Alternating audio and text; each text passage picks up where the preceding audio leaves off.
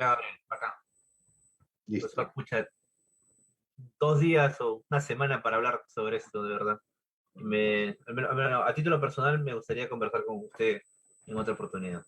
Cuando gustes, esto, no hay problema.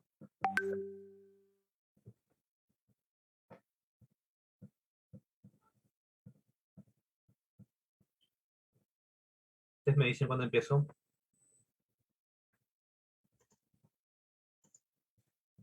Ahora mismo. Ya.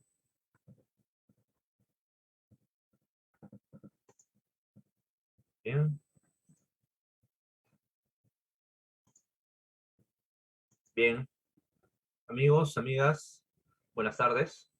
Continuando pues con la segunda sesión del taller.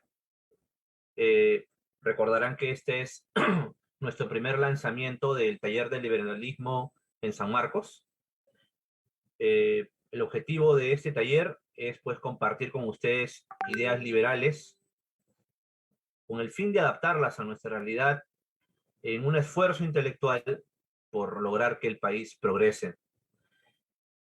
Estamos muy contentos porque el día de hoy nos acompaña el maestro, el Paul Laurent, quien fue un investigador en la Biblioteca Nacional del Perú, si me permiten presentarlo con ese detalle, director del programa Acción Ciudadana de la Fundación Iberoamericana de Europa, que conjuntamente con la Comunidad de Madrid y el Centro de Investigaciones Económicas y Legales, también fue editor de la revista electrónica Ácrata. Es un famoso columnista en los diarios El Peruano, Expreso y Correo, así como de la revista Contrapoder y el diario electrónico Exterior de España. Sin más preámbulo, le doy paso al ponente.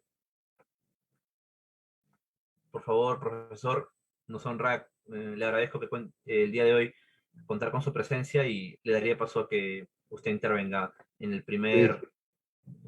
muchas gracias. Feliz de estar con ustedes. Encantado siempre de estar eh, con los amigos de San Marcos, de cuyas canteras también formo parte. Bien, seré puntual, ya que me han invitado a hablar de padres del liberalismo y después habrá un rol de preguntas. Esto iré al grano. Eh, Obviamente el liberalismo no surge de súbito, ¿no? No hay un padre fundador como el marxismo tiene a Carlos Marx. No hay nada parecido, tampoco hay un libro que uno diga, este es el libro donde está todo. No hay el Capital, ni un manifiesto liberal, nuevamente, como Carlos Marx, con Engels. Eh, no hay nada parecido.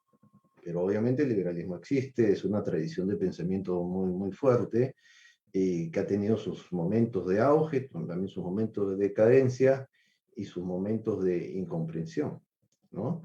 Eh, y ya que vamos a estar dentro de ese plano netamente entre histórico y teórico, es bueno apuntalar al primer punto, ¿no? ¿Cuál es el sustrato, el universo en que se mueve? Desde mi humilde parecer, obviamente, ese sustrato se da en el mundo básicamente anglosajón, pero no solamente anglosajón.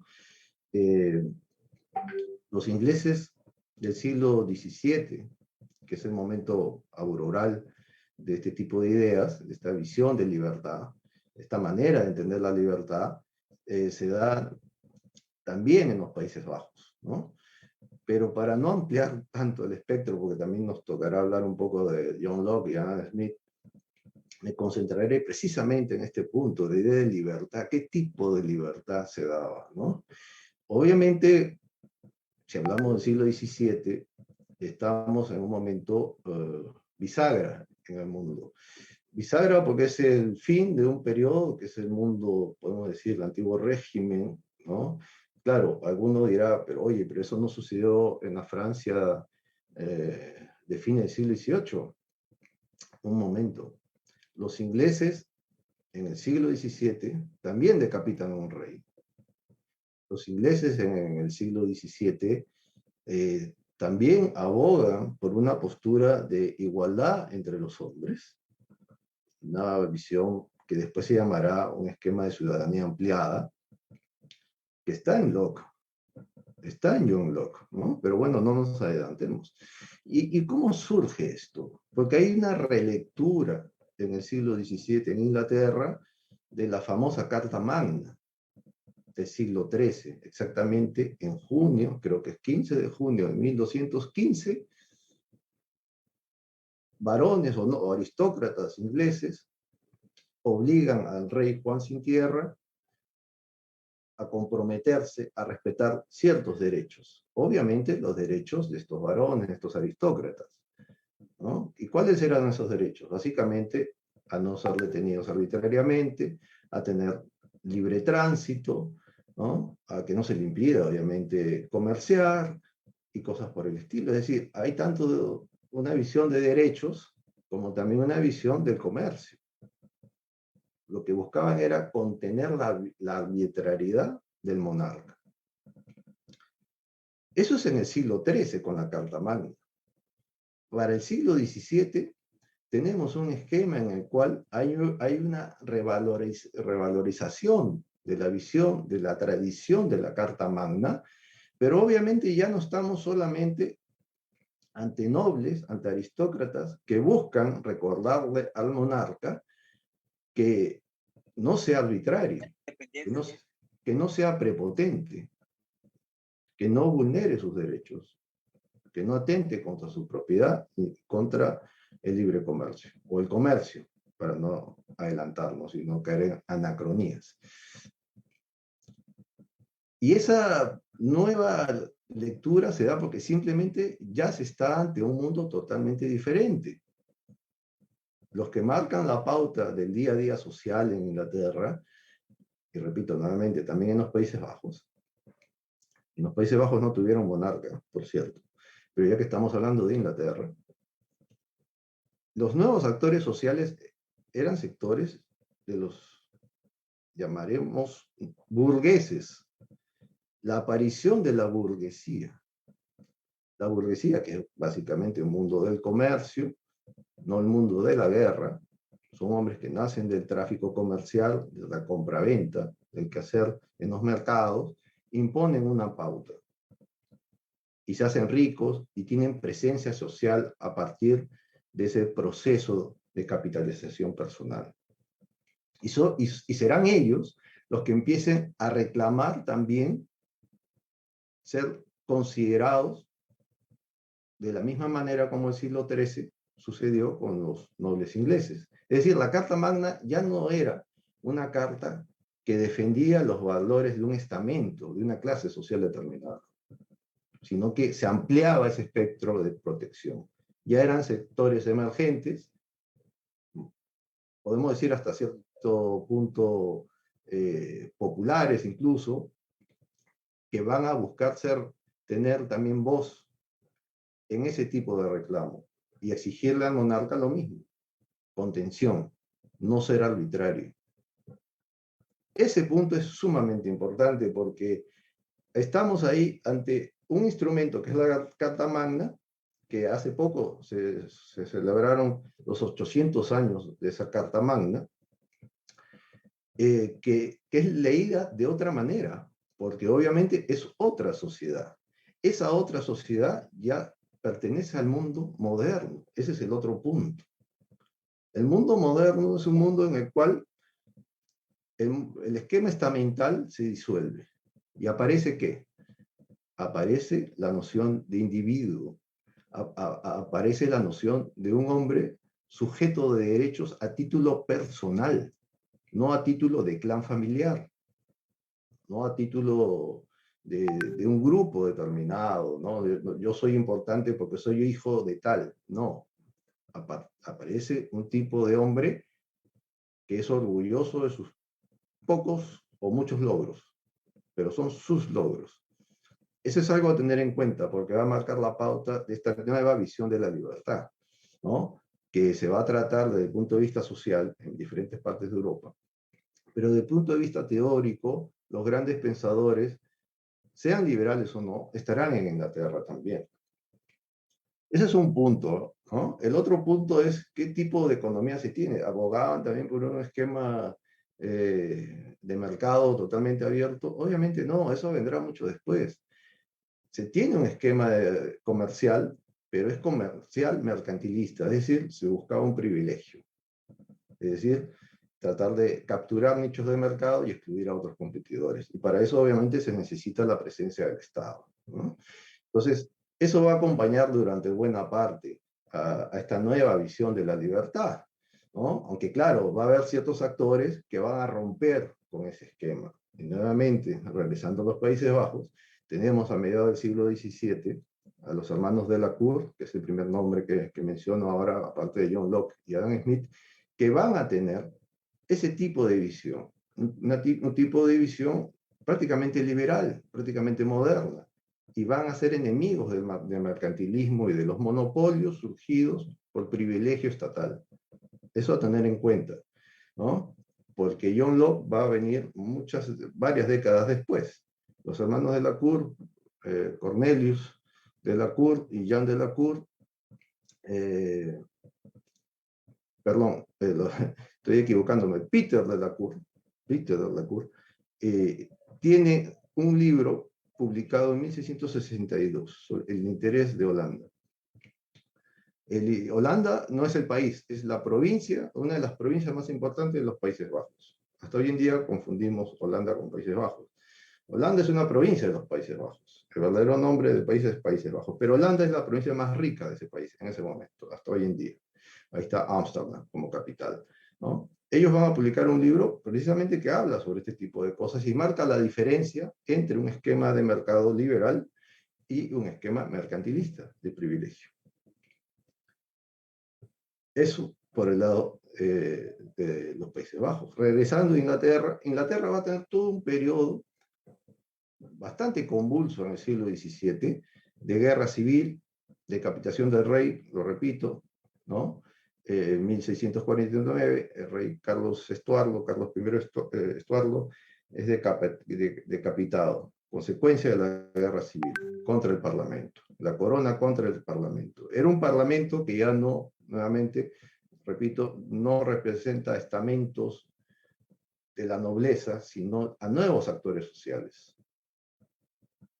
Y esa lucha va a continuar, a pesar incluso de la restauración monárquica, porque la decapitación de Carlos I traerá como consecuencia la instauración de la República Inglesa, que va a durar muy poco, porque rápidamente esa República Inglesa será capturada por la presencia de Oliver Cromwell, que instaurará para algunos una república, para otros simplemente una dictadura.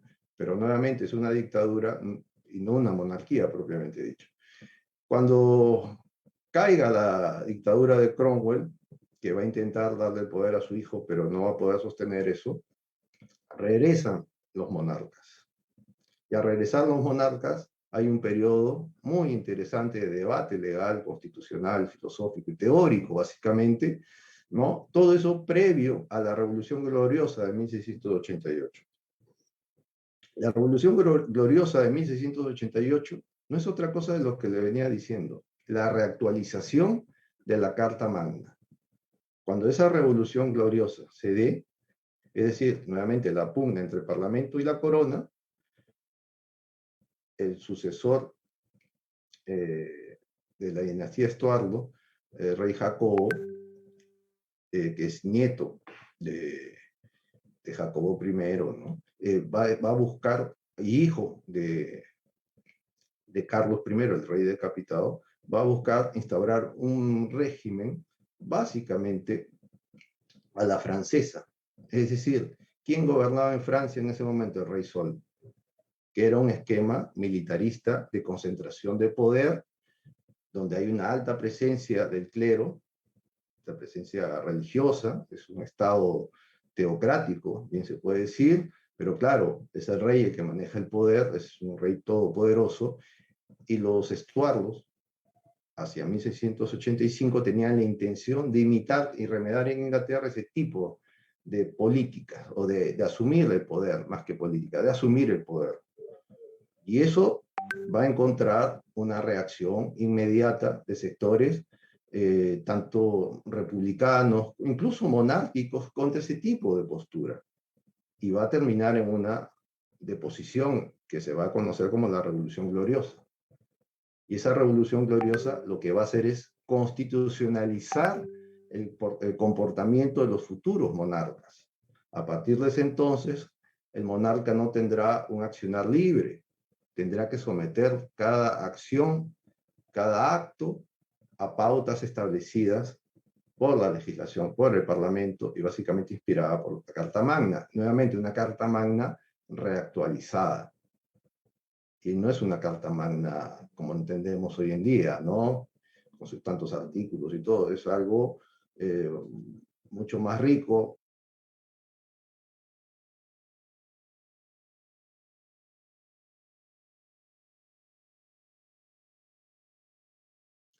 Profesor, disculpe, su micrófono se apagó. No sé en qué parte me he quedado, ¿no? Si me pueden decir. Que la Carta Magna no es como las cartas magnas que existen Ya, ahora. entonces se apagó recién, ya, perfecto, no hay problema, ¿no? Debe haber un duende por ahí. La Carta Magna es un documento, repito, del siglo XIII, con las virtudes y defectos de ese momento, pero que va a inspirar durante siglos una manera de asumir el control del poder. Para 1688 esa visión va a perdurar, pero se va a reactualizar en la medida en que se va a buscar constitucionalizar el poder al detalle, se puede decir, ¿no? Y eso se va a lograr de tal manera que el primer Estado constitucional moderno es el nacido a partir de la Revolución Gloriosa de 1688. Se limita al poder y el Parlamento adquiere preeminencia hasta hoy en día. Eso a tenerlo en cuenta. Esa es la historia constitucional de Inglaterra, es el ambiente, ¿no?, social donde va a surgir una serie de autores, una serie de ideas, una serie de debates que van a tener como premisa la idea de libertad. ¿Qué tipo de libertad se estaba viviendo en ese momento? Benjamin Constant, que es un autor de fines del siglo XVIII, comienzo del siglo XIX, había señalado la división entre la libertad antigua y la libertad moderna, ¿no? Y ese esquema de división entre libertad antigua y libertad moderna que Constant vio en su momento, básicamente a partir de la experiencia de la Revolución Francesa, y Constant era un hombre muy fascinado por el mundo anglosajón, y se fue a estudiar a Escocia, ¿no?, porque era a su vez muy fascinado por las ideas de los ilustrados escoceses, y se sentía muy familiarizado con ese tipo de aportes. Él va a reconocer que llega un momento en la historia de la modernidad, del mundo moderno, que es el siglo XVII, que señalo, en el cual la libertad adquiere una traza totalmente diferente a lo que hasta ese entonces se conocía como vivir en libertad. Hasta antes de ello, vivir en libertad era vivir en un orden político determinado, y el orden político determinado, sea la ciudad, el reino, principado, ducado o estado, como quieran llamarle, establecía el tipo de vida en comunidad que debería vivir su ciudadanía. Punto. No eras libre a título individual, la ciudad era libre. El orden político establecía esas pautas, pero a título individual no eras libre. Eso lo iba a establecer la comunidad. A partir del siglo XVII tenemos autores que van a decir: un momento, acá hay una libertad natural que va más allá de ese esquema. Y eso es lo que se está dando en las nuevas sociedades. Y cuando hablo de nuevas sociedades, son ciudades determinadas, muy pujantes desde el punto de vista económico. Ámsterdam, Londres, donde hay determinados actores sociales, que son esos actores sociales que van a mirar a la Carta Magna, y en el caso inglés, y van a buscar buscar una nueva visión de esa Carta Magna nacida del mundo estamental. Esa nueva visión, por ejemplo, uno la tiene en un autor básicamente antiliberal como Thomas Hobbes. Thomas Hobbes no es el primero en decir que la libertad básicamente se basa en no tener obstáculos. Hasta antes de ello no había nadie que hablara tan claro al respecto, pero será Maquiavelo el primero que va a lanzar esto. Y no es casualidad, Thomas Hobbes era lector de Maquiavelo. Bien se puede decir que era un maquiavelista. No o sea, no en el sentido de buscar el hombre como malo por sí mismo. Claro, Hobbes tiene esa visión, es verdad, pero el maquiavelismo va más allá de eso, porque John Locke, como lo veremos después, tiene una visión hobbesiana de la sociedad, pero considera que el hombre no es malo per se, no es perverso per se. Bien, este autor, Thomas Hobbes, sí tiene una visión muy diferente de la libertad, que va a trascender. Para él la libertad, repito, es no tener obstáculos. Ya no refiere a la libertad con relación a la comunidad política. No es que soslaye eso, sino que habla de un plano mucho más radical, ¿no? Y es parte de la modernidad. Es parte de la modernidad establecer que, claro, hay una comunidad de actores políticos, pero a su vez hay gente como que se va por la libre. ¿Los sectores marginales acaso en América Latina no son eso? Dejo como pregunta, quizás para más adelante. Bien, ese espectro social, ese tipo de espectro social, Thomas Hobbes lo recoge. Lo recoge en este libro, pero también tiene otro libro que se llama Bedmont.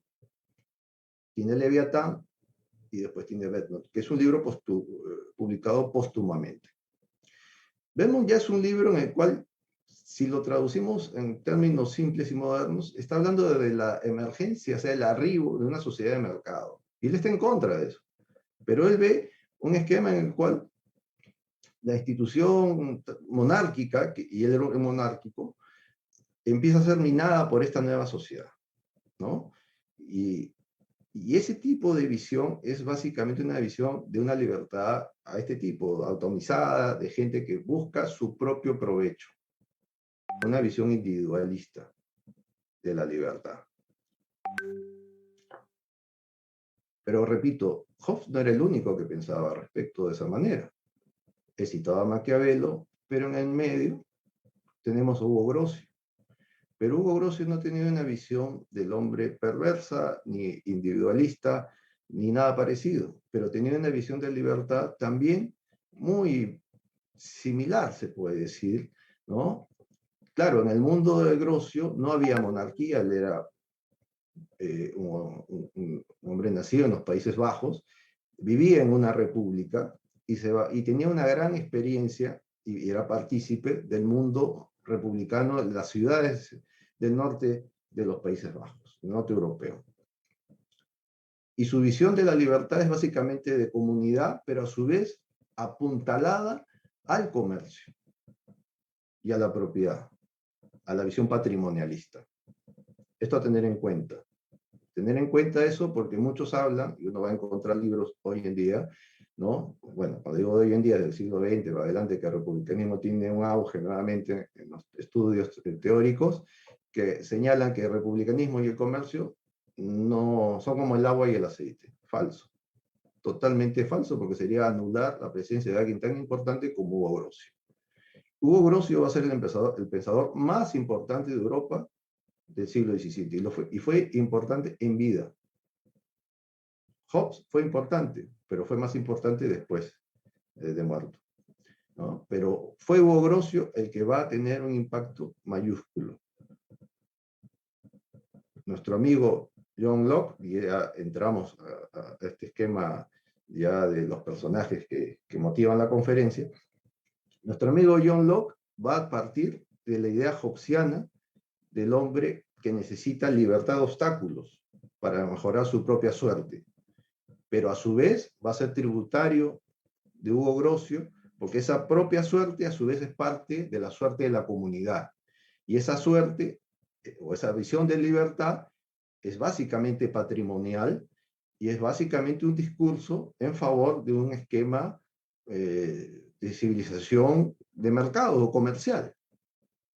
John Locke, que pertenece a la generación que va a participar de la Revolución Gloriosa, pero que en ese momento no va a ser un actor importante, no era muy conocido a nivel social, del gran público lector de Europa, no, todavía. Eso sucederá después, y básicamente después de muerto. Pero Locke sí participa como un actor político dentro de los diferentes intentos para deponer a los Stuart. Y va a tener que exiliarse, va a tener una vida azarosa, complicada, ¿no? Pero es un hombre netamente de acción en ese momento.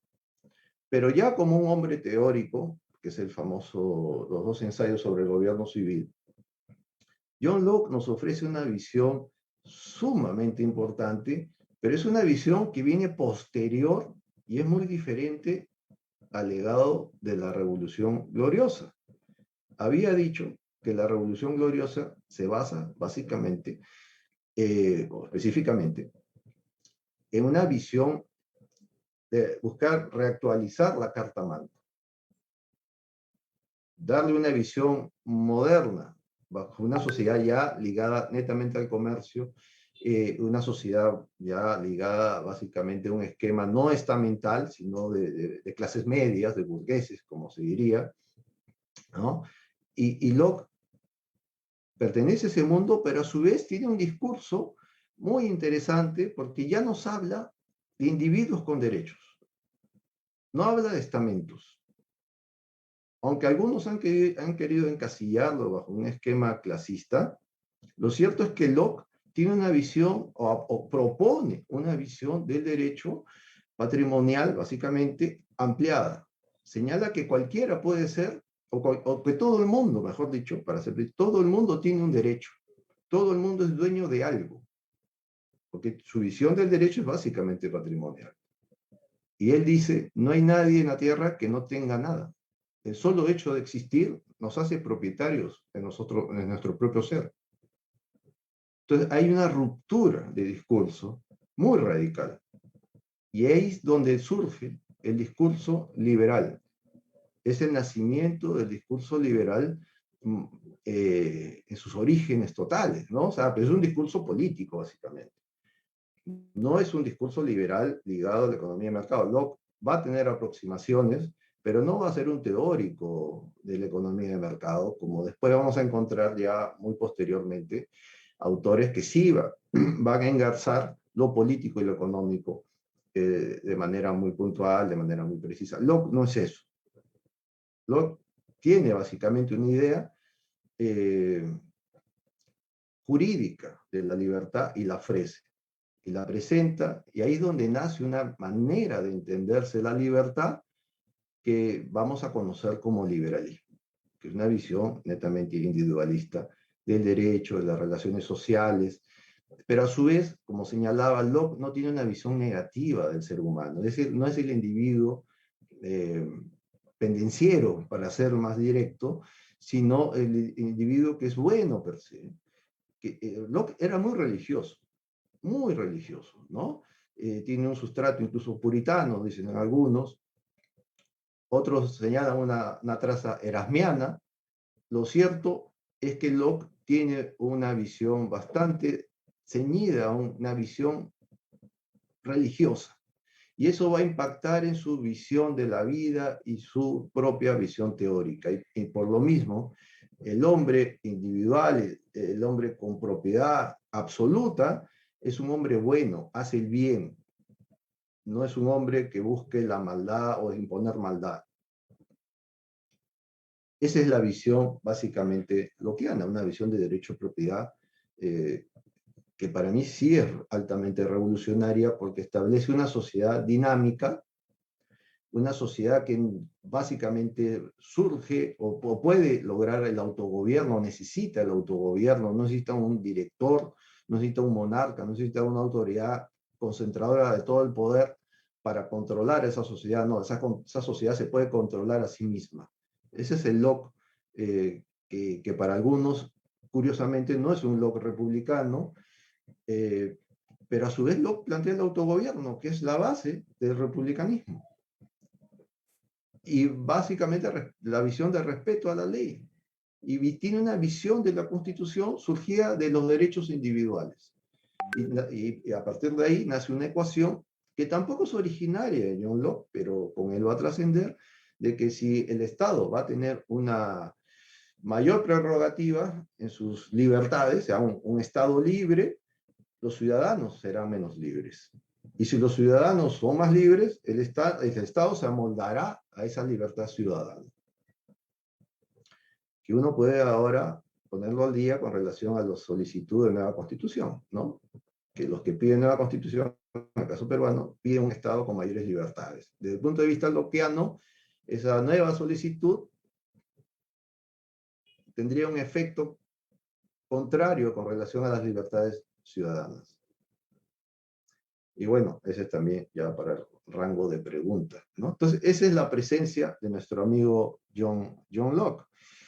John Locke va a ser parte de este surgimiento de este tipo de ideas, pero yo había mencionado a los hermanos de la Cour, dos holandeses, que habían escrito prácticamente 30 años antes. 30 años antes de John Locke. El libro de John Locke, los dos ensayos sobre el gobierno civil, la fecha es 1689. Algunos textos señalan 1690. Los hermanos de la Cour es de 1662, pero escritos con anterioridad, porque fueron textos escritos por uno de los hermanos que murió muy joven y que el hermano tomó una cierta cantidad de tiempo para decidirse a publicarlo. Y cuando lo publica, se da el año de 1662. Es decir, hay una distancia, yo creo, considerable en el tiempo.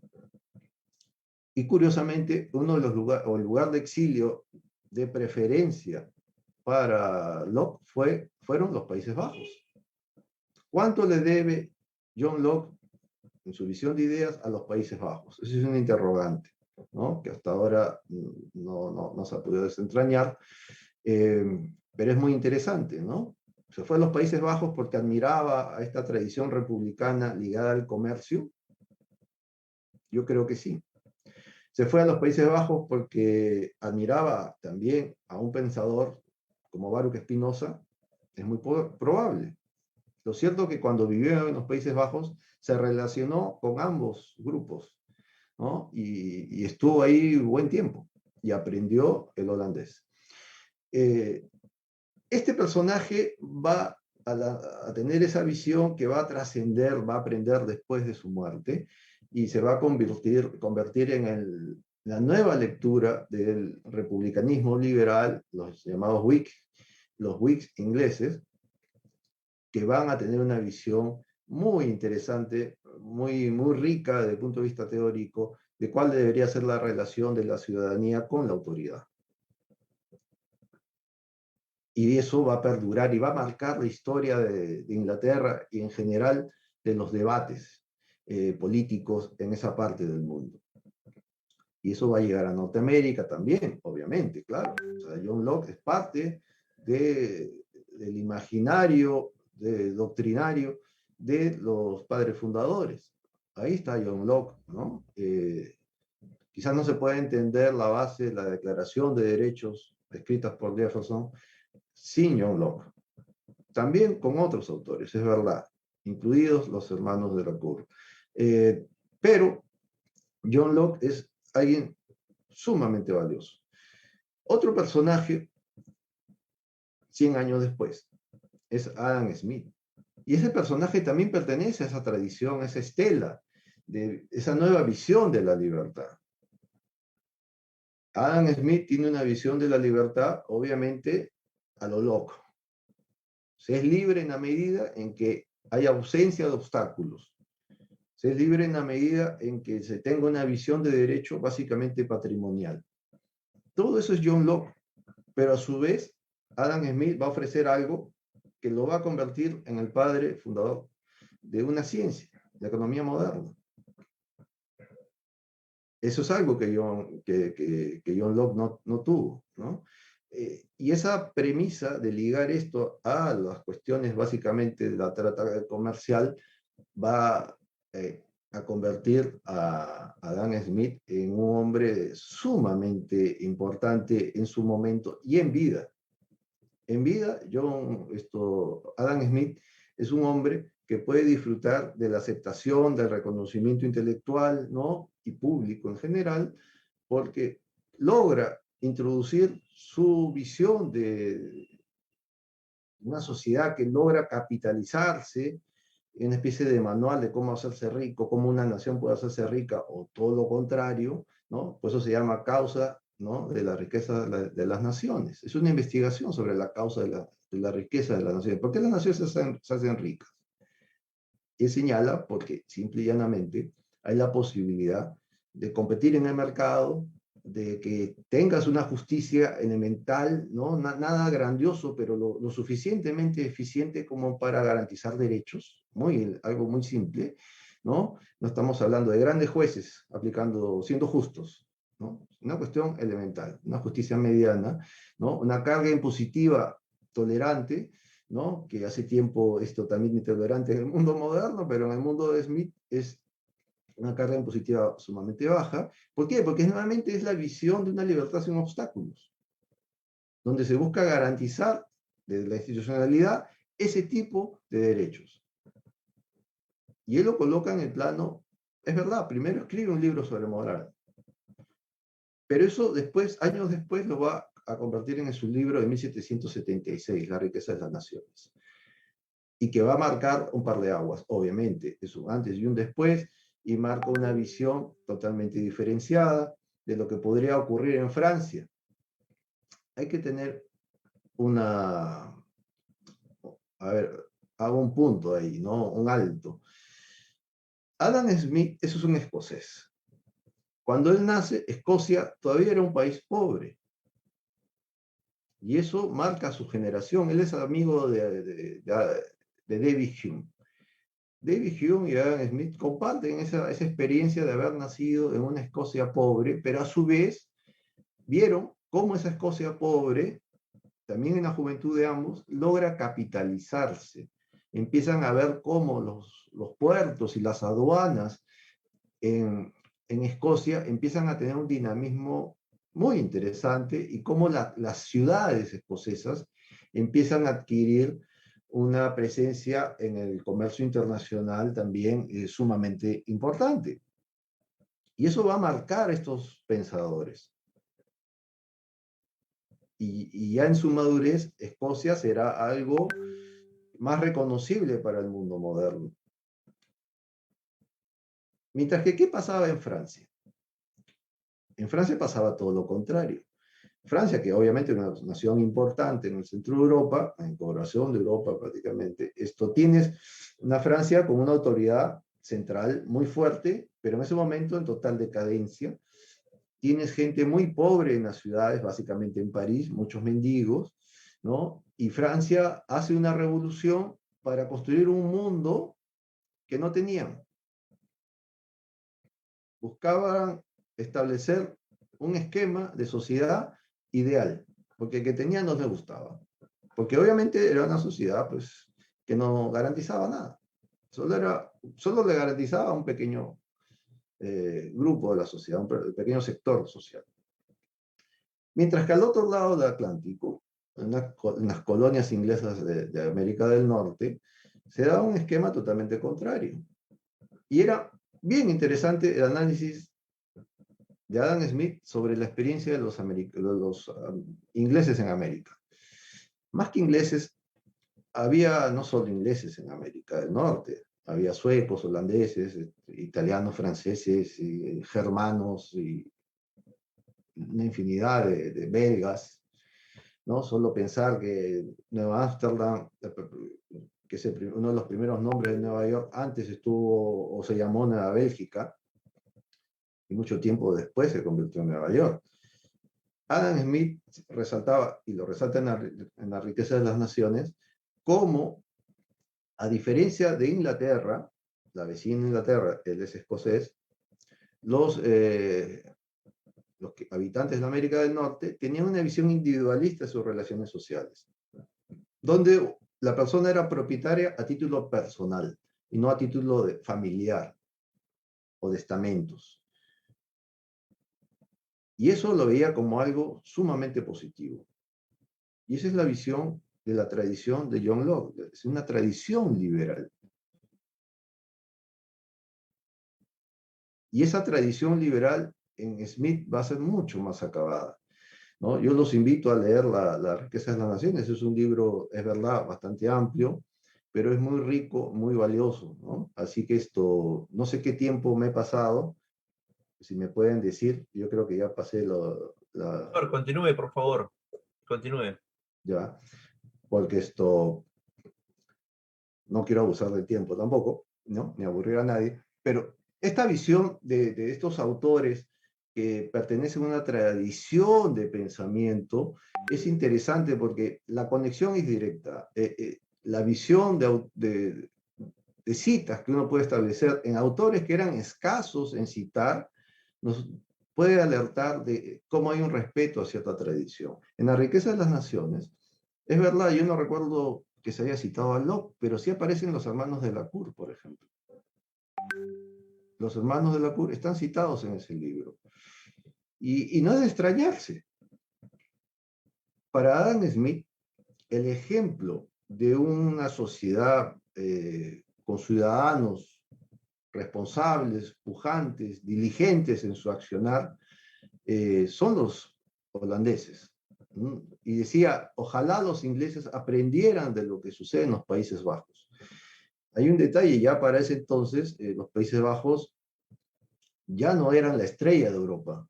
Cuando los hermanos de Lacour escribían sus libros y teorizaban hacia mediados del siglo XVII, los Países Bajos eran la potencia hegemónica en Europa.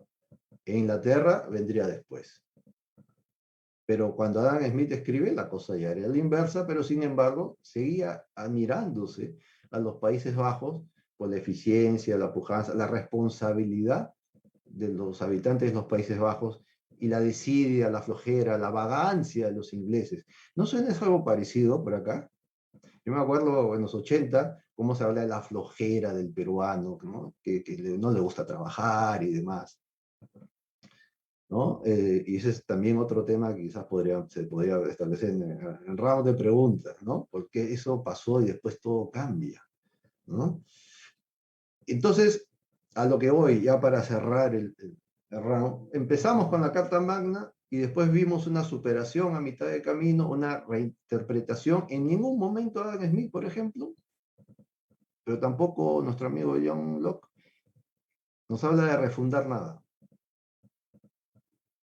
Están leyendo una sociedad que se está moviendo, están interpretándola a su vez, pero tienen a su vez determinadas instituciones que las tienen clave, ¿no? O sea, inamovibles, el derecho. La movilidad social es otro punto. Quizás en John Locke eso no esté tan claro porque hay que jalar bastante la visión teórica del derecho patrimonial, ¿no? Hay que tener una lectura bastante paciente, pero en cambio en la riqueza de las naciones sí está eso. Porque nos habla de mercados, nos habla de una situación en la cual no necesita ser un señor importante para progresar, puede progresar cualquiera en ciertas condiciones o con ciertas condiciones. ¿Y cuáles son esas condiciones? El respeto de derechos, respeto de la propiedad privada y lo que llamamos hoy en día un marco institucional adecuado. Miren qué moderno que es, pero a su vez, ¿cómo no hemos visto eso?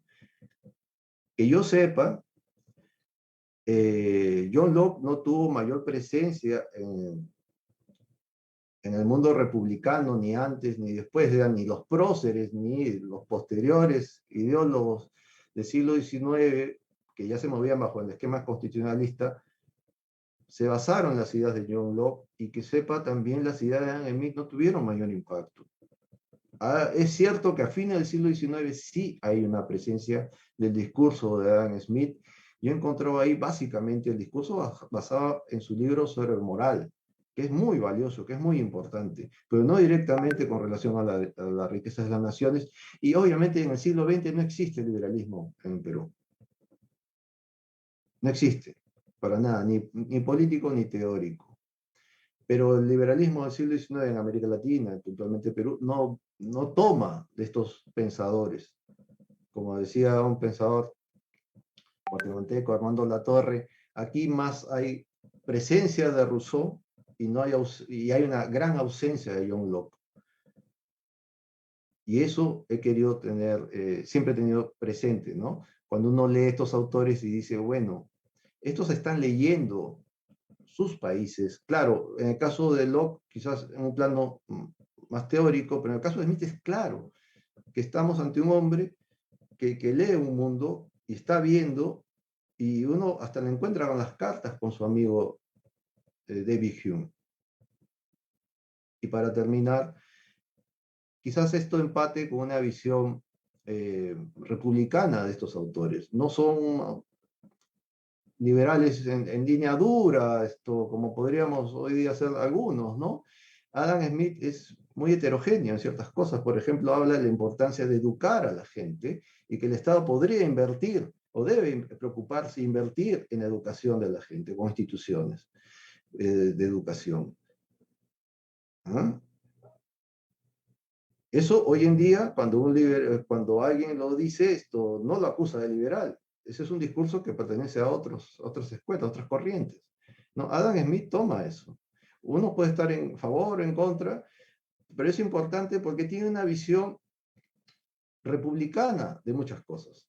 Porque al fin y al cabo, quizás ese es el sustrato de su liberalismo, el republicanismo. ¿No? Y eso lo pongo o lo remarco, y lo repito nuevamente, porque ya lo dije antes, se ha buscado o se busca establecer una falsa dicotomía, una ruptura entre republicanismo y liberalismo. En cambio, estos autores, no hay nada de eso.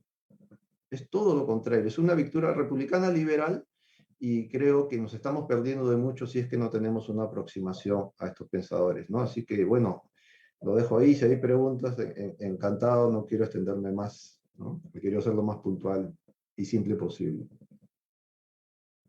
Perfecto, profesor Lauren. En realidad ha sido una ponencia extraordinaria.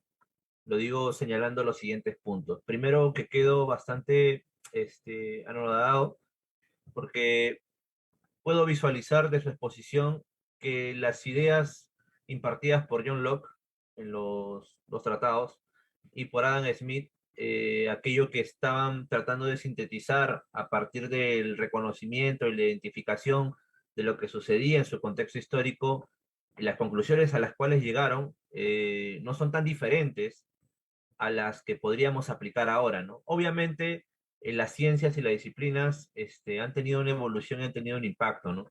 Pero el libre mercado, la importancia del libre mercado, la importancia de la institucionalidad, la importancia, en este caso, de la libertad y el derecho de las libertades, y que ello cause, por ejemplo, o en efecto, el progreso o el crecimiento económico y la mejora de la calidad de vida de una sociedad, me parece que ya lo sospechaban desde antes.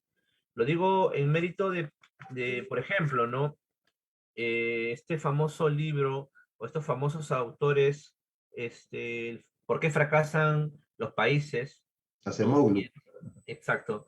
Y luego sacan un libro hace muy poco, El Pasillo Estrecho, en el que sintetizan estas ideas. O sea, básicamente me impresiona porque son casi lo mismo, ¿no? La idea es instituciones, libertades, ¿no? Una defensa de las libertades individuales como mecanismo para garantizar estos derechos individuales y garantizar el crecimiento y progreso y satisfacción de una sociedad. Ahora, en ese sentido, yo quería iniciar haciendo la siguiente pregunta. De repente lo quería enfocar de un modo un poco particular. Eh, Me parece un poco increíble que habiendo sociedades en el mundo, en el devenir de su evolución, con un perfil totalitario, intervencionista, se haya podido desenvolver en algún momento una sociedad que garantice o promueva la defensa de derechos individuales, ¿no? También me llama la atención, por ejemplo, que antes de la síntesis económica que hace Smith, se haya promovido una idea política a través de John Locke. Lo que quisiera preguntarle, profesor Loren, es, ¿usted cree que es patrimonio exclusivamente occidental esta idea de los derechos individuales, o de repente ya extrapolando y sin salirme del contexto, en algún momento una sociedad con tradiciones colectivistas, como por ejemplo la sociedad incaica, pudiesen haber llegado a este grado de protección de derechos, ¿no?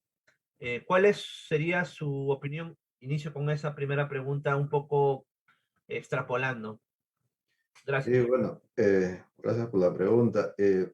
Obviamente, el gran aporte de lo que conocemos como Europa al mundo es su visión de igualdad de la ley, pero también uno de los grandes aportes, pero ya no solo de Europa, porque viene de Roma, es la importancia del derecho. Obviamente los romanos no es que inventan el derecho, pero inventan un mejor derecho. Aportan al mundo una calidad de derecho ligada al patrimonio. Claro, los romanos no conocieron la visión individualista de ese derecho, porque se basaron en esquemas netamente de clase, estamental y demás, como quiera llamarse, pero no era de un individuo, ¿no? Y eso va a aparecer siglos después. Aunque claro, hay ciertos atisbos en cierto momento del Imperio Romano, pero era el Imperio Romano, que es un esquema totalmente diferente al esquema republicano. Y Locke recoge ese esquema y tenemos ahí una lectura que no conozco en otras partes del mundo. Esto no es que yo me he metido en todos los lugares, pero obviamente cuando uno habla de derechos individuales y la visión de cómo, por ejemplo, los padres fundadores de los Estados Unidos recogen ese legado y lo obsequian al mundo, porque eso es lo que termina sucediendo con los padres fundadores. Todo el mundo se entera de que éticamente somos iguales ante Dios, ¿no? Que era el lenguaje de la época, ¿no? Por el solo hecho de nacer, somos libres. Eso es totalmente revolucionario. Pero eso no lo inventan los padres fundadores, ellos lo recogen. Ellos lo recogen. Y pertenece a esa tradición de una Europa que yo creo que hace tiempo se perdió en el camino, ¿no? Porque ese ya no es el discurso del europeo común y corriente, del europeo de los teóricos, ¿no? No va por ese lado. Es muy raro encontrar un europeo que recoja esa tradición y, y cuando ya hablamos de salir de Europa para buscar aquí qué es lo que pudo haber sucedido, la cosa es más complicada, porque en el caso de lo que podemos conocer de las culturas prehispánicas, sí, tenemos un serio problema, y el serio problema es que hay una colisión entre dos mundos. Y quizás eso explique mucho ciertas cuestiones, como el desprecio al respeto a la norma, pero también la fascinación por la autoridad como un poder absoluto. Los presidentes de la República, cuando, y lo hemos visto en las últimas elecciones, el candidato que gana se siente un inca. Eso es lo más antirrepublicano que puede haber. Eso es lo más peligroso a la visión de igualdad de derechos, porque se supone somos una república, y en la república no hay nadie que sea más que el otro. Es un primus inter pares. Se elige a alguien como autoridad y es el primer servidor de la nación. No es el rey de la nación, no es el dueño de la nación.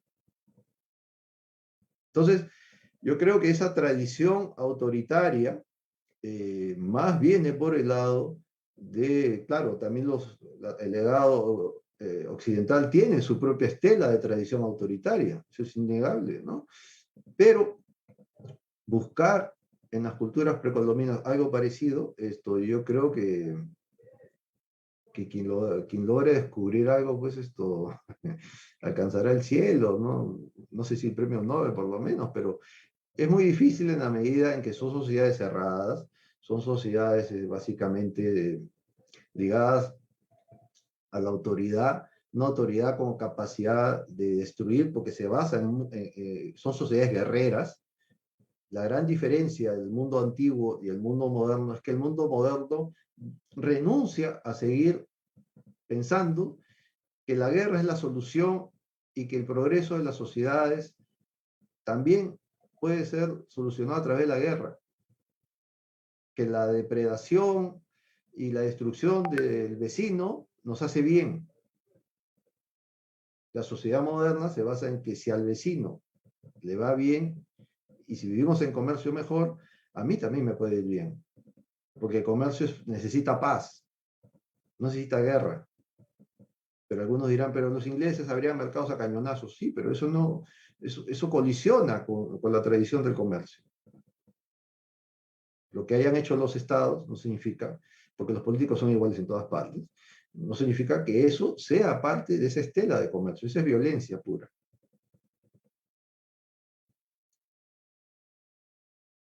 Comprendo. Estimado profesor, voy a empezar a enumerarle algunas preguntas que hacen aquí los participantes. Por ejemplo, esta me parece interesante en el orden en que las han planteado. Eh, Ángela González pregunta, ¿no? ¿En el Perú alguna vez hubo alguna línea de pensamiento liberal en algún partido, movimiento político de manera individual? Yo quisiera formularla de la siguiente forma, ¿no? La misma pregunta, pero digamos en el que John Locke vea, John Locke vea en ese partido que probablemente haya existido alguna identificación de sus principios. ¿En algún momento ha existido algún partido de esa naturaleza en el Es país? interesante, cuando John Locke empezó a escribir, porque aparentemente esto, bueno, todo indica que sus famosos 2 ensayos sobre el gobierno civil lo escribió a lo largo de buen tiempo. Esto empezó aparentemente hacia 1670, con esa década de 1670, y lo va a concluir en 1689. eh, Cuando él publica o empieza a publicar los primeros textos así para amigos, eh, nadie lo entendía, y los pocos que lo entendían se espantaban de lo que estaba leyendo. Es decir, los republicanos, Whig, que eran subversivos, ¿ah? No eran tipos que estaban ahí en los cafés en Inglaterra, no, eran exiliados también, que iban a las armas para enfrentarse a la autoridad. Veían a Locke como un bicho raro, que era muy radical. ¿Cómo es posible que estás hablando de individuos con derechos? O sea, porque tenía una visión estamental de la vida. Básicamente tenía una visión de vasallaje frente a ciertas personas. Por ejemplo, había secretarios de varones y el varón era el dueño prácticamente de la vida de su secretario. Locke tuvo la suerte de tener a un señor para el que él va a servir, que se va con Lord Ashley, que era un tipo quizás muy liberal, y que quizás él aprendió mucho de su liberalismo con este individuo, que era una singularidad total. Pero en sí, John Locke no era un tipo muy simpático en su momento. Por eso fue muy conocido y se hizo famoso posteriormente, cuando ya la sociedad se capitaliza, hay un auge de la burguesía y se terminan las guerras, termina el violento siglo XVII inglés, y la sociedad se dedica a hacer comercio y a enriquecerse, ¿no? Entonces, ahí las ideas de Locke tienen un peso mayor y adquieren ese auge. Partiendo de eso, algo parecido sucedió por estas tierras. En el caso peruano, obviamente no. Las ideas de Locke y la visión de un derecho individualista, patrimonial, ¿no? Eran heréticas.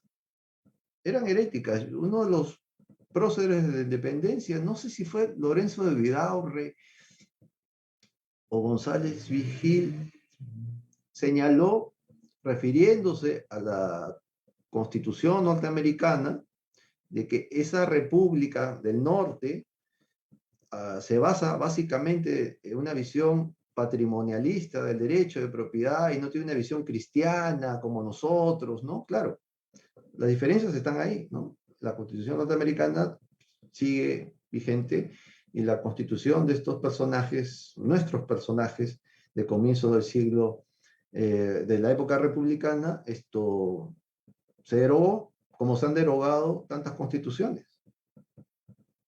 Es decir, no hay una tradición liberal en ese sentido. El liberalismo que aquí llegó es una visión del liberalismo de la Europa continental, que va más ligada a una visión rusoniana, donde la propiedad privada es un estorbo, es un pecado, es mala.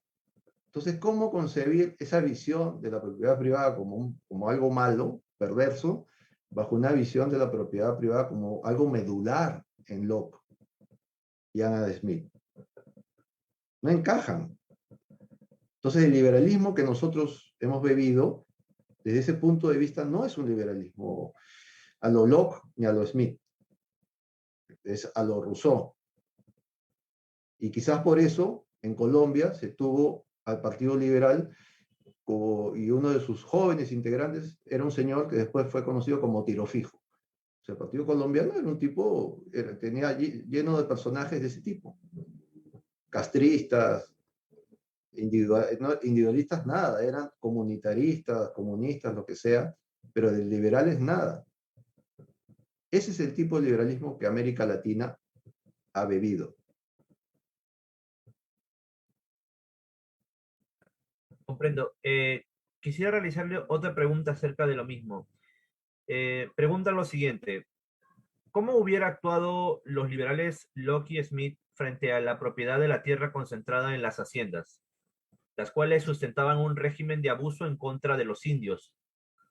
Eh, Aquí hacen una observación, ¿no? Incluso el mismo Pedro Beltrán, en algún momento fue un funcionario de corte liberal, aceptó a regañadientes la necesidad de una reforma, aunque obviamente tenía en mente algo muy distinto a lo que hizo Velasco. Insisto en la pregunta, ¿cómo hubiesen actuado o cuál hubiera sido la opinión de Locke Smith frente a la propiedad de la tierra concentrada en las haciendas? Eso es bien interesante porque eso es como una especie de falla de origen, ¿no? Locke, desde el punto de vista que él tiene del derecho patrimonial, hubiera dicho, bueno, precisamente la América española tiene serios problemas institucionales, pero Adam Smith sí lo dice, ¿eh? Porque tiene su esquema institucional de una calidad que no respeta aquellas ideas que yo estoy exponiendo en este libro, La riqueza de las naciones. Es decir, que no tiene una visión individualista, patrimonial per se, sino básicamente estamental, ¿no? Y que se basa básicamente, porque hay que tener en cuenta que en América virreinal, quien otorgaba la propiedad, la encomienda era el rey, porque en el fondo el rey era el dueño era el titular del derecho. Entonces, ¿de qué estamos hablando? Ese punto es sumamente importante, porque España va a realizar uno de los proyectos de colonización más fuertes, y hoy en día se está viendo eso con detalle, y algunos autores dicen que el colonialismo del siglo XIX europeo, en África básicamente, fue muy brutal.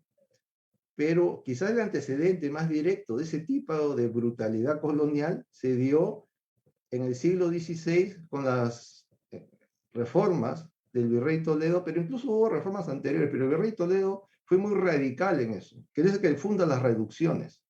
Entonces, ¿cómo establecer que si alguien tiene derechos por el solo hecho de nacer, es obligado a salir del pueblo donde vives y te llevan a otro lugar y tienes que vivir ahí porque la autoridad dice que ahí tienes que estar? El padre Vitoria, por ejemplo, señalaba desde el comienzo con las primeras noticias de la conquista, su posición al respecto, y él decía que eso era una aberración, ese era un robo a los naturales de estas tierras, y que España no tenía derecho al despojo de esa manera. Y la tradición escolástica está muy presente en autores como John Locke. Hay que tomar nota de eso, ¿no?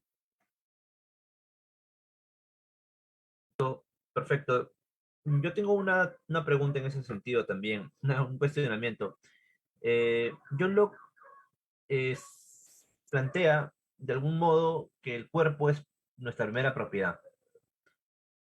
En ese sentido, ¿usted consideraría que, por ejemplo, aquellos partidarios que actualmente promueven que una persona pueda vender sus órganos, por ejemplo, partes de su cuerpo, serían unos loquianos consecuentes?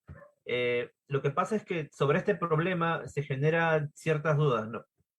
Sobre todo de aquel sector igualitarista que señalan que una persona pobre, una persona que no tiene muchos recursos, eh, no se encontraría en una igual condición que aquella que sí los tiene, y por lo tanto haría uso, pues, ¿no? De la venta a veces de una parte de su cuerpo para suplir esa necesidad.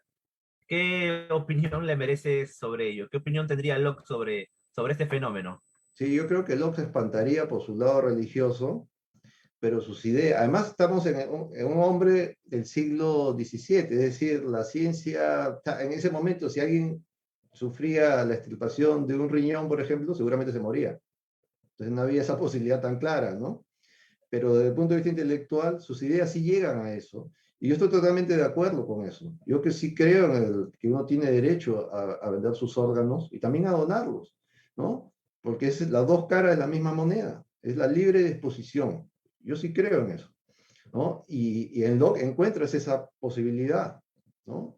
Esa línea de fundamentación. Y es importante. Y además eso sucede. No es que no sucede. Sucede. O es que uno se va a Loaiza, por ejemplo, y ¿qué ve? Gente vendiéndote su sangre.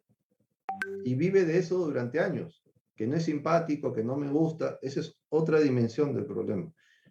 Pero sucede. Y hay gente que creo yo que tiene derecho de hacerlo. No solamente es gente pobre. Es un modus vivendi para muchos. Quizás sea su única... Ya ni siquiera intentan otra actividad. A eso van. Y uno los encuentra ahí, están ahí. Nuevamente es leer las cosas como vienen. Como decía un autor de los Países Bajos, la política al final es tomar la pelota como viene. Y las políticas sociales es igual, porque es parte del esquema político. O te inventas un mundo mágico para resolver las cosas de tu visión mágica, o resuelves las cosas tal como las estás viendo. Y claro, desde tu visión. Para un liberal eso no es un problema. Para alguien que tiene seguramente, entre comillas, altos ideales de vida en comunidad, eso sí es espantoso. A mí no me gusta, pero no lo veo en sí un problema. Además, repito, sucede. El problema es que suceda bien, que no envenenes, que no hagas daño, ¿no? Comprendo.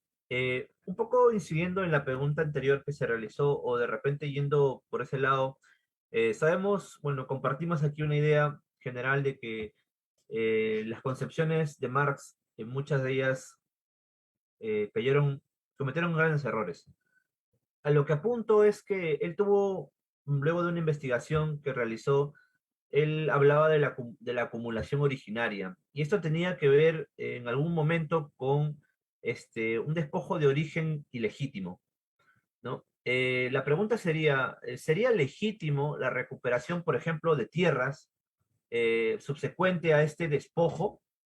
Lo pregunto obviamente bajo el enfoque lockeano, ¿no? Incluso de repente de Smith. ¿Cuál sería su visión con respecto a ello? Como decía Él, Locke, se basaba en estos autores escolásticos, Mariana está presente, diferentes personajes de ese corte de la tradición escolástica española, ¿no? Que tuvieron un impacto muy grande en su momento, y Locke lo tiene presente. Y él establece cierta, a ver, presencia ahí, ¿no? Se me fue un poco tu interrogante. ok, ok. No, Estaba lo pensando. que planteaba es lo siguiente, ¿no?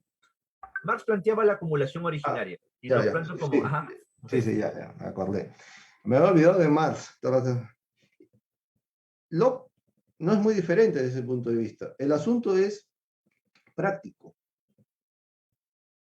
¿Cómo llegas al primero que tuvo derecho sobre algo? ¿Cómo estableces eso? Desde el punto de vista de Mariana y Locke, por eso hacía referencia a la tradición escolástica, sí debería respetarse ese esquema. Y él se espantaba ante el despojo y demás, y que debería buscarse el respeto de la propiedad, su máxima expresión, ¿no? Y yo también creo en eso. Pero si tienes ya todo un sistema montado, tienes, a ver, ¿quién es el primero realmente y quién es el heredero de eso? Entonces, hay una cuestión práctica ahí. Si empezamos a revisar o ir hacia atrás quién es el dueño originario de las cosas, vamos a encontrar un problema. Y quizás por eso Marx iba por ese lado, que la sociedad antes del mundo moderno se basaba básicamente en el despojo. Y eso hace mucho más complejo todo. Hoy día hablamos de alguien que nos habla de que pertenece a una cultura ¿no? Víctima del despojo y demás, y reivindica una sociedad determinada, los incas.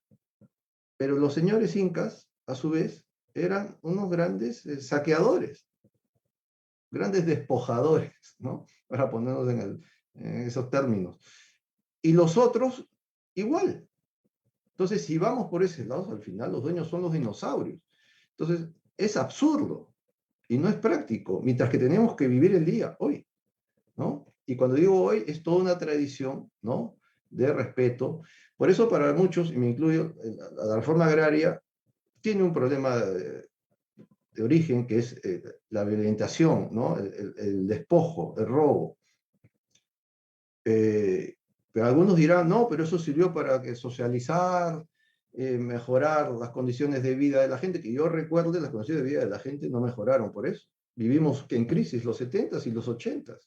Las ciudades se llenaron de personas que venían del Ande a la ciudad y no venían a estudiar como en otras épocas, porque la migración del Ande a la ciudad fue constante siempre, pero era gente que venía a estudiar, a hacer, ¿no? A mejorar su vida como todo el mundo, pero lo que se tuvo de los 70s a los 80s fue un mare magnum de personas, de individuos, que abarrotaron las ciudades de la costa peruana, y básicamente ciudades como Lima. De la noche a la mañana uno puede encontrar fotografías, uno empieza a hacer un seguimiento de las fotografías de 1970 hacia adelante. La ciudad de Lima en el año 70 era muy interesante, el General Unión muy denso, lo demás vacío, no había gente. Las pistas, la gente salía a manejar, las pistas vacías. Hacia mediados de los 70 la cosa cambia y en el año 80 ya la cosa era definitivamente imposible. ¿Qué pasó ahí? Lo que pasó es que hubo una crisis muy severa en los Andes, originada por la reforma agraria. Claro, si uno lo quiere ver desde el punto de vista romántico, bien, es válido al final. Pero desde el punto de vista de cifras, fue un fracaso rotundo. Y eso lo pagamos todos. Lo pagó el hombre del Ande y lo pagó el hombre que no tenía nada que ver con el abuso de los hacendados a ciertas personas. Lo pagamos todos. Que pudo haber habido otra manera, ya eso es ucronía, lo que pudo haber sido. Lo cierto es que eso es un hecho, ¿no? Entonces, esa visión marxista de la adquisición originaria, claro, también la tiene Locke, está en Locke, está en el padre Vitoria, 1532, por ahí, ¿no? Y es el padre Vitoria el que lanza este discurso que va a ser recogido por el padre de las Casas, Bartolomé de las Casas. Pero de las Casas no es ningún liberal, es un hombre lleno de fantasías, ¿no? Tenía sus odios, sus cosas complicadas, ¿no? Y la solución del padre de las Casas, ¿cuál fue? No se metan con los indios, son unos angelitos, traigan negros del África. Promovió la esclavitud. O sea, quiso hacer un bien, ¿no? Haciendo daño a otros. O sea, las cosas no son blanco y negras, son más complicadas, ¿no? Siempre, lamentablemente. Profesor Lauren, le voy a realizar la última pregunta del público de manera escrita para luego, queridos participantes, voy a implementar, voy a aperturar el micro para que le hagan una pregunta oral, de forma oral al maestro. Yo quisiera solamente hacer dos precisiones. La primera es, cuando realicen su pregunta de forma oral, por favor, céntrense en el tema. El tema, obviamente, es bueno, cuáles fueron los aportes de John Locke y Adam Smith con respecto al liberalismo, a las ideas liberales. Y por favor, les voy a dar un tiempo limitado de 1 minuto o 1 minuto y medio máximo. Con estas indicaciones voy a realizar la última pregunta que realizan de forma escrita para luego aperturar el tema oral. Us- a ver, Casimiro Chávez pregunta, usted mencionó que en los años 80 el peruano era concebido como una persona vaga, pero cuando vemos en la actualidad, más del 70% de nuestra economía es informal.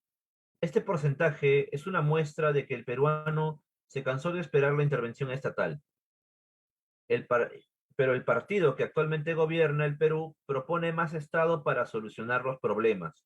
Mi duda es, ¿por qué cree usted que siendo la informalidad la más perseguida por el Estado, debido a que no pagan impuestos, existe un porcentaje de esta que defiende el gobierno actual?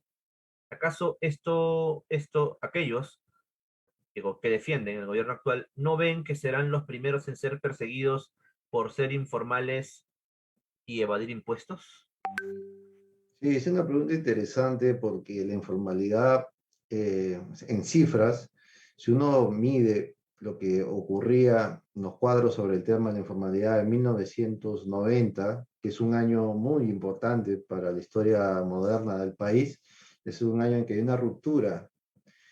La ruptura no se da el año 92, la ruptura se da el año 90.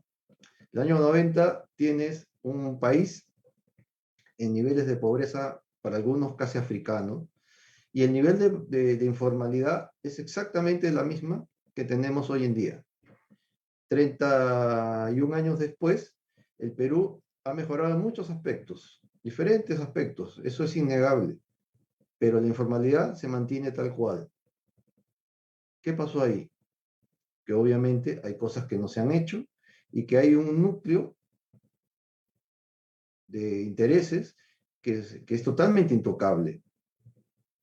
Algunas de las reformas de los años 90 que cambiaron este país, se hicieron obviamente, pero hubo un paquete de segundas reformas que incluían pautas o puntos que atacaban este problema.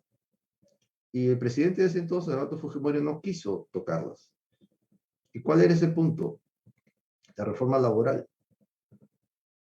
Se buscaba liberalizar el mercado laboral. Claro, es fácil contratar. Alguien dirá, no, pero si es fácil contratar, claro que es fácil contratar. El problema es si ya ese trabajador, que una vez que lo tengo en planilla y con todas las generales de ley, como se dice, con todos los requisitos que la ley exige en la formalidad, cuando ese trabajador, yo por X motivo necesito prescindir de sus servicios, tengo un serio problema. O sea, no hay facilidad para despedir. Es todo un mundo en la formalidad despedir a alguien. Es carísimo.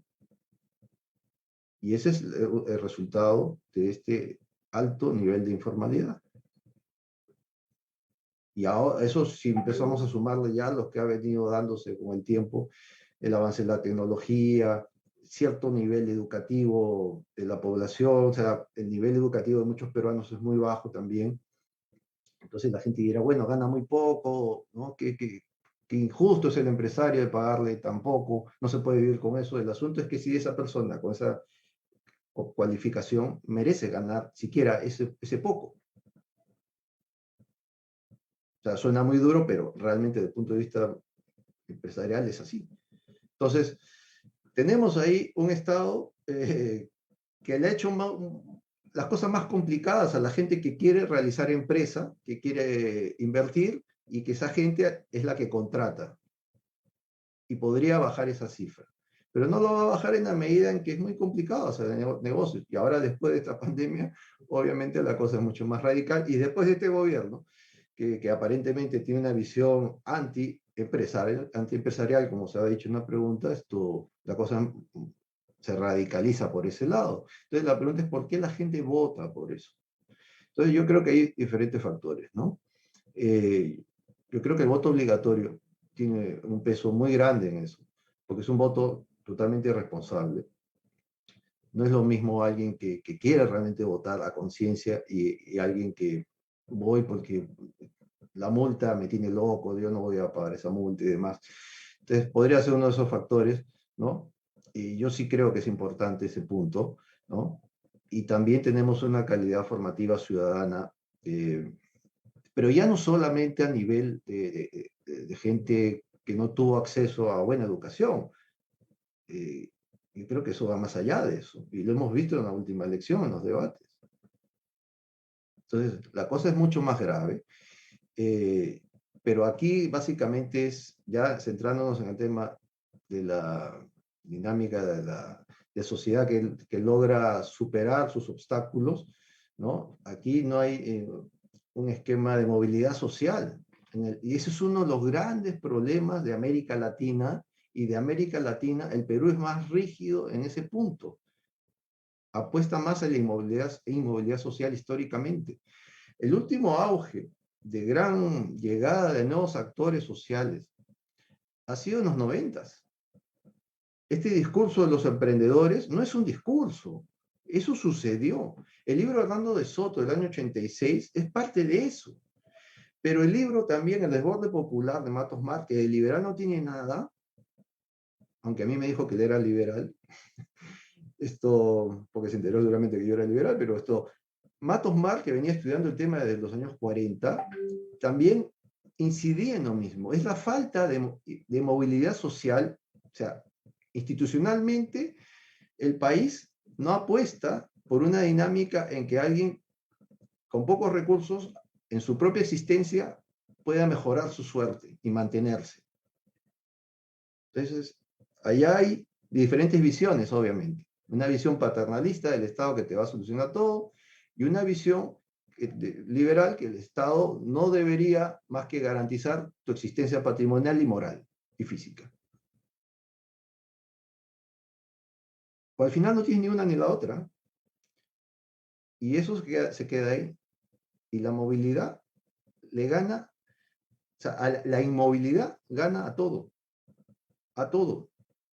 Si uno de los grandes logros del capitalismo es haber hecho que si en el año 1000 una persona nacía campesina y en el año 800 recién ya salía del campo, y para el año 830 ya era oficinista o quizás juez, el hijo o el nieto de ese hombre de 1800, para mediados del siglo XIX ya era un hombre, quizás un académico, un inventor. O sea, hay un esquema de movilidad social muy grande en los últimos 200 años. Pero en el caso peruano hay una movilidad social bastante feble, bastante mentirosa. Nadie me va a decir que a cierto nivel de estudios universitarios tal persona con tal grado realmente representa lo que ese cartón dice. No lo es, solo es un cartón. Entonces no puede realmente convertirse en un agente de cambio. Es un agente de un estado congelado. Lo único que busca con ese cartón es un empleo. Y si es público, mejor. Y eso lo que nos demuestra es que no hay movilidad social. Tenemos una sociedad paralizada. Y en los últimos años eso se ha venido dando de manera significativa. Y la informalidad va creciendo, con menor educación cada vez, mientras que la tecnología y la ciencia van a pasos agigantados. Entonces se va generando una brecha mucho más radical, obviamente. Y después exigimos, pobrecito, ¿por qué gana tan poco? Bueno, ¿a quién le echamos la culpa, no? Entonces la cosa es seria, no es poca cosa, ¿no? No es poca cosa. Un país sale adelante capitalizándose. Y para capitalizarse necesitas inversión, y el inversionista necesita contratar gente. Ya, ese último punto está paralizado hace buen tiempo en el Perú. No hay inversiones fuertes, no los hay. Entonces, ¿cómo? Sí, sobre este punto también me gustaría agregar algo, a fin de empezar ya con las intervenciones orales. Eh, Nuestro anterior panelista, el señor Víctor Ponce, señaló algo bastante importante, ¿no? Algo bastante importante que podría, digamos, caracterizar de forma ontológica la naturaleza, digamos, del liberalismo, a pesar de que ésta puede tener varias facciones y vertientes, ¿no? Y algo interesante que él mencionó fue que es el reconocimiento de los órdenes espontáneos, ¿no? En ese sentido, y cuando él se refería a orden espontáneo, se refería a que la sociedad, en el devenir del tiempo y en sus propias relaciones, constituía organizaciones y que con el tiempo se constituían en instituciones que ellas mismas con legitimidad se sentían representadas, etcétera, ¿no? En ese sentido, a mí me parece bastante preocupante o me dudo, soy un poco escéptico cuando se menciona el tema de la informalidad. Lo menciono de la siguiente forma. La informalidad, cuando dicen informalidad, quieren decir, por ejemplo, que se paga impuestos, que no sé, la personería jurídica de de esta empresa o de esta pequeña empresa esté dentro de una lista extensa. Habría que hacer un análisis de base de cómo es que es la propia dinámica de los mercados, ¿no? Vamos a decirlo así, por ejemplo, un mercado popular. Ellos tienen su propia organización, tienen su propia dinámica, tienen sus propios padrones. En algún momento Hernando de Soto, dentro de su campaña presidencial, habló sobre esto, ¿no? Entonces, habría que, cuando hablamos de la informalidad, no habría que reducirlo probablemente, y es mi opinión personal, no habría que reducirlo a un reconocimiento del Estado para cobrarle impuestos a estas empresas, ¿no? Ni tampoco tenerlo, pues, como un listado, ¿no? Creo que la formalización, en principio, bajo este enfoque, es un poco de arriba para abajo y no funciona así. Entonces, mi conclusión solamente sobre este pequeño aspecto sería que vayamos un poco más al campo, ¿no? Lo digo en general para de repente, cuando se aborda este problema, vayamos al campo, veamos cuáles son las dinámicas que tienen estos actores sociales, estas personas jurídicas, para luego intentar darle un orden que pueda contribuir de repente a la mejora de un seguro de salud, porque eso es lo que le falta, ¿no? Un reconocimiento de cómo se desenvuelven los sueldos en una bodega, por ejemplo, cuando contrata a una persona, etcétera, etcétera, etcétera. Ese era mi comentario sobre este último punto. Ahora sí, damos paso a las intervenciones orales. A ver, puedes empezar.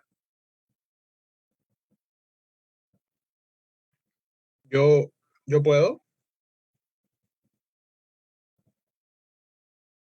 Hola, Sí, ¿puedo yo? Sí, te escucho. Gracias, gracias, gracias. Levanté la mano. A pesar de ser parte de la organización también, quería hacer una pregunta, y esta vez es respecto a la educación, ya que se ha hablado por un lado de el tema de la gran desigualdad, la informalidad, la poca productividad, sobre todo, que es tan importante y que nos lastra como país. Entonces, la educación es sabido que incrementa la productividad del trabajador, de las personas en general, hace que vivamos en una comunidad más civil, más civilizada. Entonces mi pregunta es, mm, ¿la educación podría ser de alguna manera subsidiada por el Estado, como es el caso de San Marcos, o prestada directamente por el Estado? ¿Qué pensarían los pensadores como Locke y Adam Smith?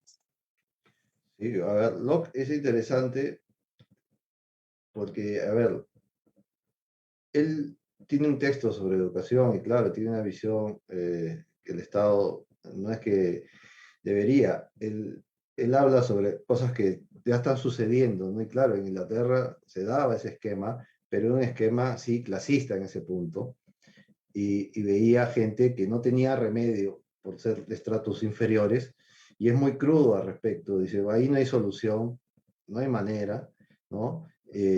Pero claro, estamos en el siglo XVII, no es lo mismo alguien inculto del siglo XVII al inculto de hoy en día.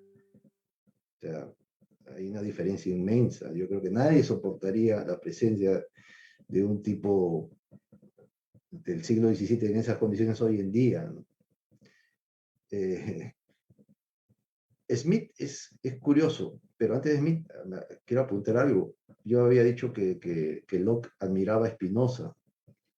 Spinoza señala claramente que su posición sobre el tema, y no teniendo una visión tan crudo y clasista, por lo menos no está escrita, con relación a los pobres, tiene una visión sobre la educación muy puntual, y él señala que la educación debería ser privada siempre, porque la posibilidad de que el gobierno pueda tener una injerencia y manipular y adoctrinar a la gente desde la educación que él mismo imparte es muy grande. Por eso él prefería un esquema de educación privada. Y cuando él habla de privada, también habla de un esquema, creo yo, municipal, que es el gran fuerte de la educación de los Países Bajos de ese momento, que era muy interesante porque los municipios ricos buscaban contratar a los mejores profesores posibles y contrataban realmente gente muy, muy valiosa y tuvieron grandes experiencias en ese tema, ¿no? Saltando ya a Adam Smith ya en un mundo mucho más similar al nuestro, por decirlo de alguna manera, porque ya no estamos en los Países Bajos del siglo XVII, ni en Inglaterra del siglo XVII, estamos fines del siglo XVIII. Él señala que la educación, bueno, existe, está dada, y que eso es que es un problema tener a gente sin formación, y que sí el Estado debería preocuparse por ver a ese tipo de individuos, de personas, y brindarle una educación elemental. Pues claro, estamos en el siglo XVIII, ¿no? Una educación elemental que permita facilitarle la vida, establecerle una formación que a su vez lo conlleve a ser una mejor persona. Porque él señalaba que había ciertos empleos denigrantes, pero necesarios, ¿no? Fin del siglo XVIII es el surgimiento de la revolución industrial, es el mundo fabril que empieza a demandar mano de obra, o mano de obra barata, obviamente, no había otra en ese momento, y en Inglaterra o en Escocia en ese momento, y necesitas gente, sin mucha calificación. Pero él veía que a su vez ese tipo de labor denigraba a la persona, o sea, no desde el punto de vista moral, sino una cuestión visible, ¿no? Estar horas y horas haciendo un trabajo monótono tiene un efecto, y durante años. Y el Estado debería entrar a tallar en ese campo, porque había que buscar que la gente pudiera tener una mejor calidad de vida.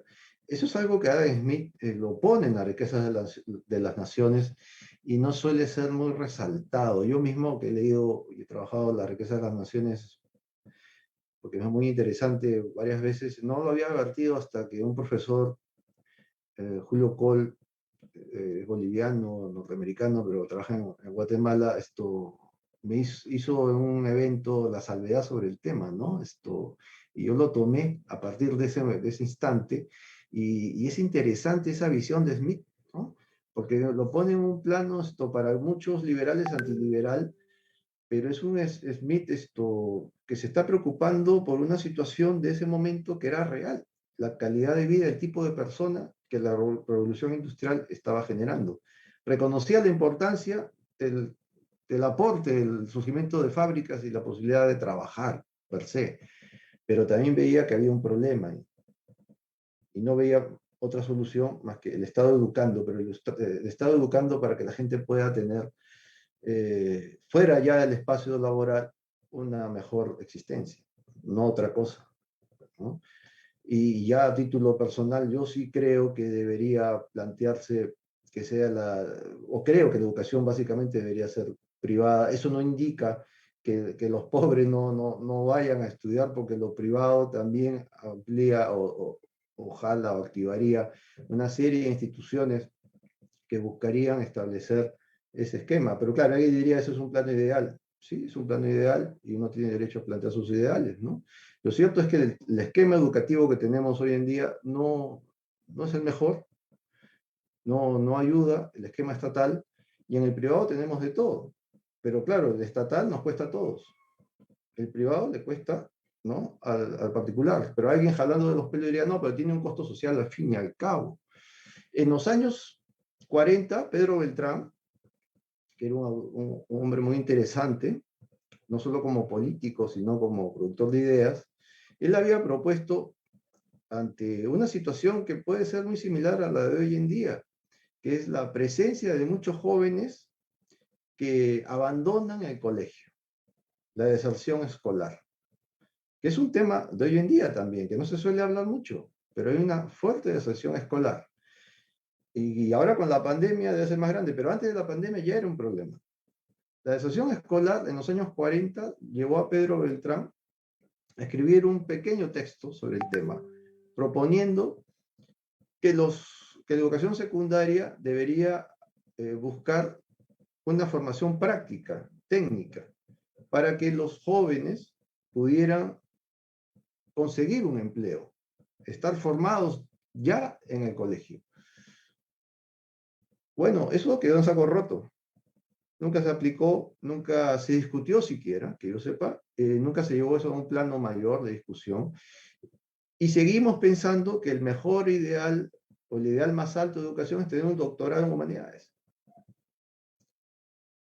Entonces tenemos, yo creo, un serio problema ahí. Ojalá las cosas estén cambiando y yo esté equivocado. Y ya estamos en un proceso distinto. Lo cierto es que tenemos una presencia del Estado muy grande en ese punto y no ha remediado las cosas. Más allá de las ideas liberales o no, ya es una cuestión netamente del tema. Comprendo. A ver, realizan la siguiente pregunta. A ver, un momento.